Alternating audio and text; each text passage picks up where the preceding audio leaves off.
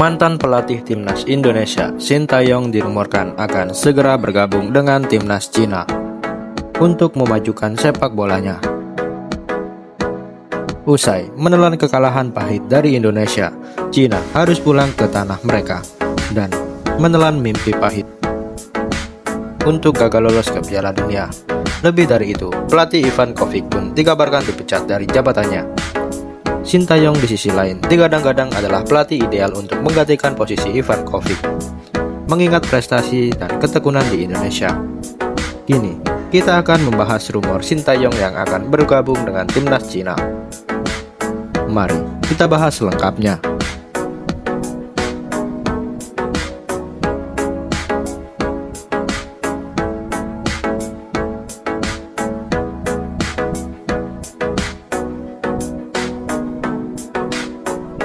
Awal tahun 2025 menjadi salah satu momen paling menyedihkan bagi pecinta sepak bola tanah air.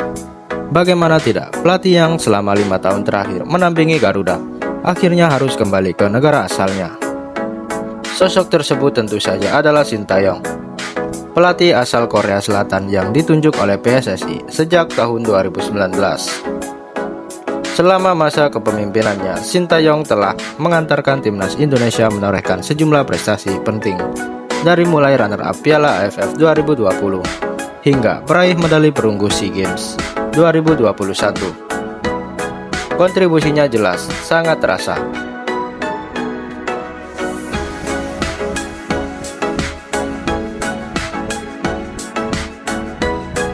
Lebih dari itu, Sintayong juga datang saat kondisi timnas Indonesia sedang terpuruk. Bahkan Garuda yang kala itu hancur luar dalam tidak mampu melakukan passing dasar dengan baik. Dengan penuh kesabaran, STY layaknya seorang guru, ia membantu pulang timnas Indonesia dari nol hingga kembali disegani di level Asia Tenggara. Ia juga memecahkan rekor sebagai pelatih dengan masa jabatan terlama dalam 2 dekade terakhir di skuad Garuda.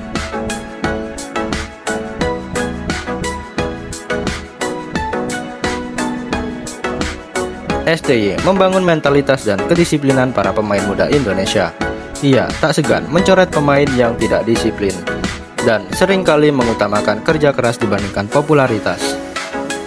Hal ini membuat karakter pemain Indonesia jauh lebih kuat secara mental maupun fisik.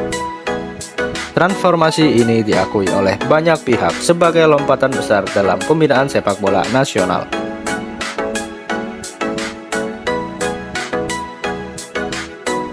Tapi sayangnya, pencapaian itu juga pada akhirnya tidak membuat STY terhindar dari pemecatan.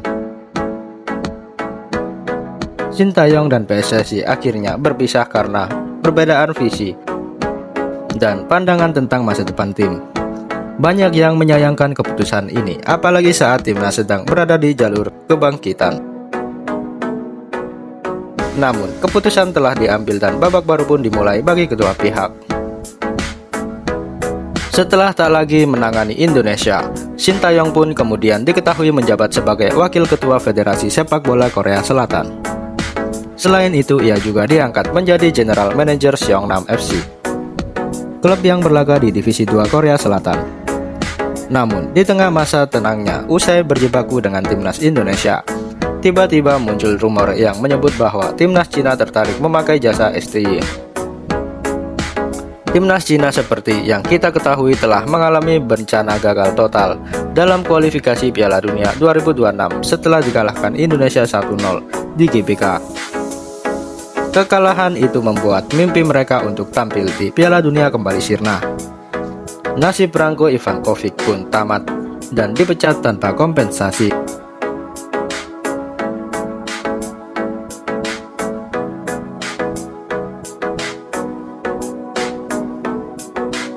Usai dianggap gagal membawa perubahan berarti. Di tengah kekosongan kursi pelatih, rumor mendekatnya Sintayong ke Cina pun menjadi sorotan tajam. Sebenarnya, ketertarikan Cina terhadap STY bukan hal yang baru. Bahkan sejak dulu mereka sudah bisa dibilang mengincarnya. Saat itu STY pernah ditawari melatih klub Liga Cina dengan gaji yang terbilang besar. Sayangnya, STY saat itu menolak dan ia lebih memilih menghargai timnas Indonesia meskipun dengan gaji yang lebih rendah. Kini, media Cina seperti Sohu kembali menyebut nama STY sebagai kandidat yang layak memimpin The Dragon, memunculkan rumor baru akan kedatangan ke negeri tirai bambu dengan pengalaman luas di Asia dan gaji yang relatif rendah. Shin Tae-yong dinilai ideal untuk membangun ulang timnas Cina. Dukungan publik pun mengalir karena kiprah STY di Indonesia telah membuktikan kapasitasnya sebagai pelatih top di Asia.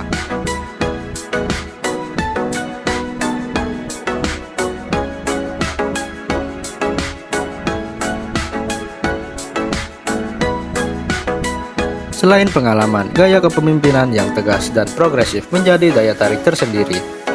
Ia dianggap mampu membentuk kembali karakter tim Cina yang belakangan ini dianggap rapuh dan tidak memiliki identitas permainan. Jika benar direkrut, maka kedatangan STY bisa menjadi awal dari reformasi besar dalam sepak bola Cina.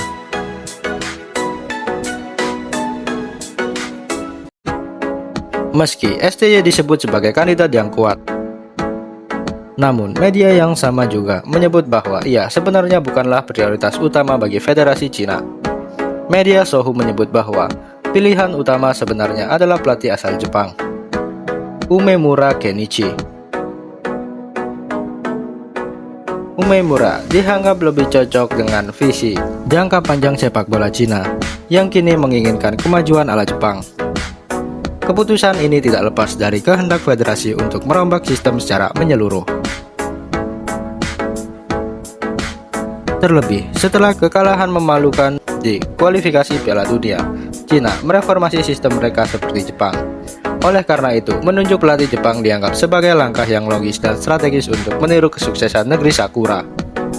Terlebih lagi, Umemura juga bukanlah nama yang asing lagi di Cina, karena sebelumnya ia telah melatih timnas junior under 16 selama 1,5 tahun. Meskipun tidak terlalu mentereng, namun performa timnas junior di bawah Umemura dianggap stabil dan meningkat. Bahkan mereka pernah berhasil menahan imbang Korsel 2-2 yang menjadi salah satu bukti progres yang signifikan. Reputasinya sebagai pelatih muda dengan pendekatan teknis dan sistematis menjadi nilai plus bagi Federasi Cina yang menginginkan pelatih Jepang.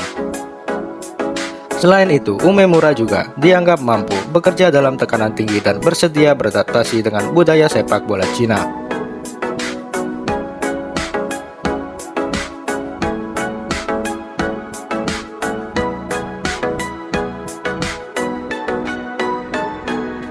Kombinasi ini menjadi alasan kuat mengapa namanya berada di urutan teratas. Karena itu, meskipun STY dianggap kompeten, Federasi lebih condong memilih Umemura sebagai arsitek utama. Shin Tae-yong masih tetap menjadi opsi cadangan yang sangat kuat, namun tidak di posisi terdepan. Ini tidak mengejutkan mengingat hubungan Jepang dan Cina dalam sepak bola sudah terjalin lama, terutama dalam konteks pembinaan usia dini. Apapun hasil akhirnya antara STY dan Umemura, semuanya mencerminkan ambisi besar Cina untuk kembali berjaya.